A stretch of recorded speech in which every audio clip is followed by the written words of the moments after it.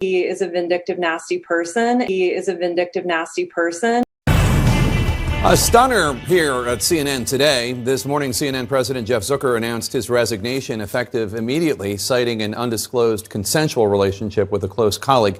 Let's bring in CNN Chief Media Correspondent Brian Stelter. So, Brian, Jeff Zucker said that his departure stems from an independent investigation into former CNN anchor Chris Cuomo, an investigation into how Chris tried to help his brother, disgraced then New York Governor Andrew Cuomo. Can you explain that to our viewers? Because I think a lot of people don't understand why that would lead to this.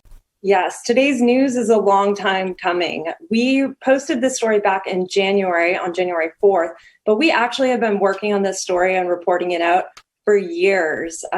We had photographic evidence supporting this story back last year when we spotted Jeff and Allison at a Billy Joel concert together. So we really put in the groundwork to make sure that we were 100% confident with this story. And in January, we decided that there was just too much evidence and the world really needed to know about this. Just because it was an open secret in the media world didn't mean that it was okay. Mm-hmm. And of course, no one was interested in it because he runs CNN and they didn't want to tick off Jeff Zucker. They want to get on CNN. They want to be seen. And I know you reported in your piece, you were told too, he's a vindictive guy and you better be careful. Absolutely. And, you know, one thing about Radar Online that all our readers know from over the years is that we post stories without fear or favor, and we are really dedicated to pulling back the curtain and letting people know what's actually happening in media. So it didn't scare us that he is a vindictive, nasty person. If anything, that was extra incentive to really show the truth about what he was doing. Zucker was brought in and questioned, and one of the topics was about this relationship with Allison Gollust, the longtime CNN chief communications executive and now chief marketing officer.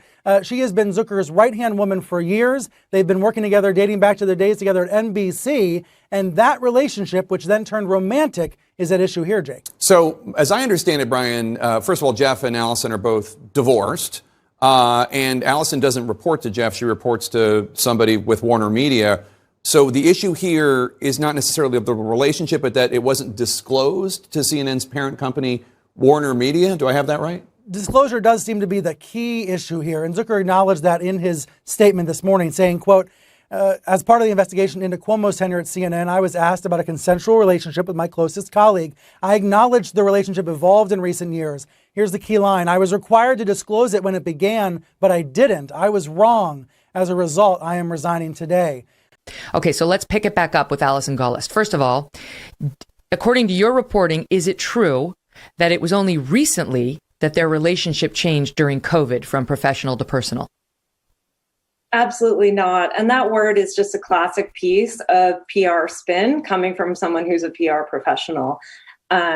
She joined CNN back in 2013, and Katie Couric said in her book published last year that even that time, there were questions rumbling about their relationship. So, you know, like I said, I think everyone who knows anything about this story knows that it's been happening for a lot longer than recent months. Mr. Zucker, I'm a journalist with Project Veritas. Are you instructing CNN to remain silent and risk leaving instead of being transparent? Mr. Zucker, why did CNN respond to New York Times request for comment but not ours? What is CNN trying to hide? Mr. Zucker, did you instruct CNN to remain silent and risk leaving instead of being transparent with the public?